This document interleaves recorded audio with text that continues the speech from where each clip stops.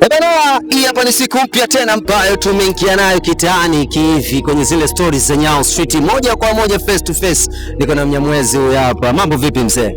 Kama kawa kizazi. So cool man. Bwana, umenipa hiyo comment kaza Mnyamwezi uko mbele nini? Hamna. Come village hapa. Come village, yes. Yeah.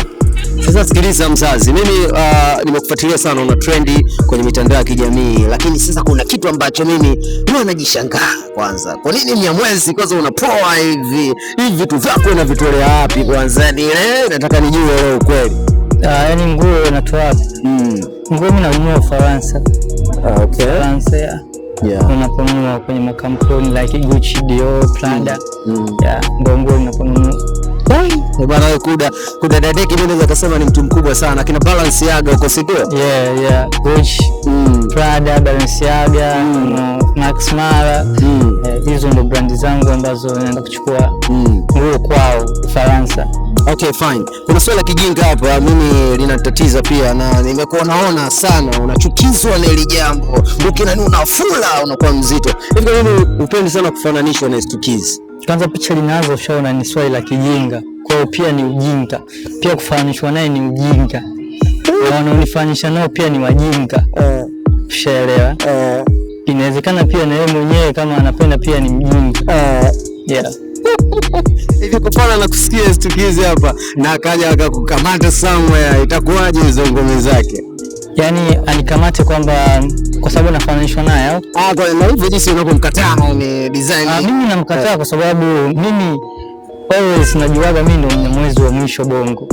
Sasa kitu ambacho kinafanya nikatae ni kufananishwa na yeye kwenye sekta yangu.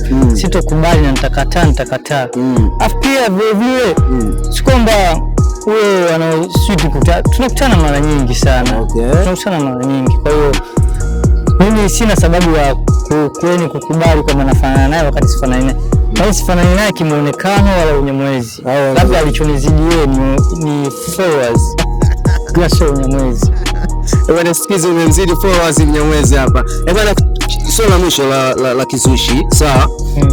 Nimekuona unamsupport sana Harmonize na nini. Wasanii kibao na support yani.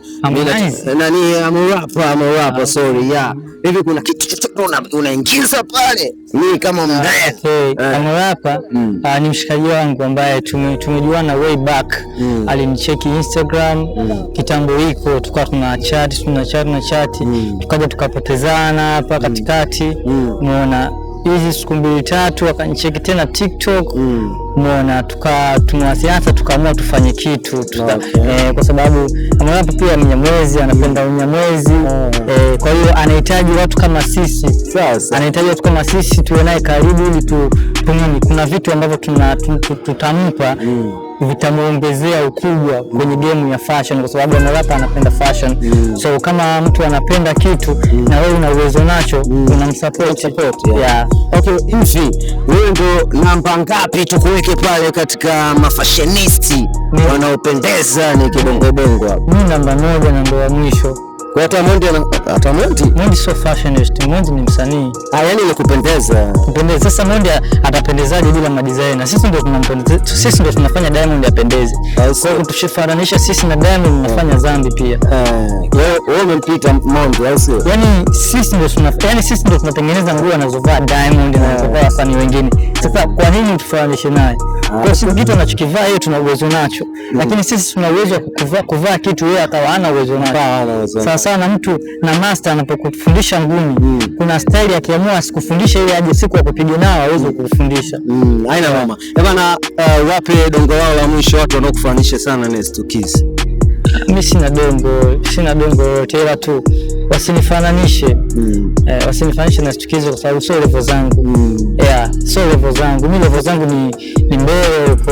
Yaani kwanza mimi nishasemaga mimi sio fashion designer wa Bongo. Nishasemaga. Okay, na hizi mimi sio fashion designer wa Bongo.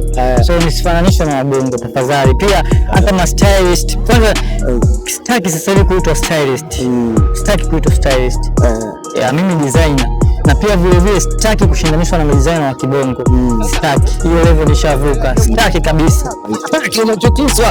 Bwana, hizi ni stories zenyewe na mzee classic tunaifunga hivyo, alafu inaishi kibabe. Usisahau kusubscribe na kulike na kushare video hii kwa watu wengi zaidi ili tuweze kupata ujumbe huu. Sambamba na hiyo hapo wanasemaga asas ndio nyama mzima unapunguziwa, alafu unashushia na kolako linakuwa fresh. Bwana, tukutane tena new day ya Sunday.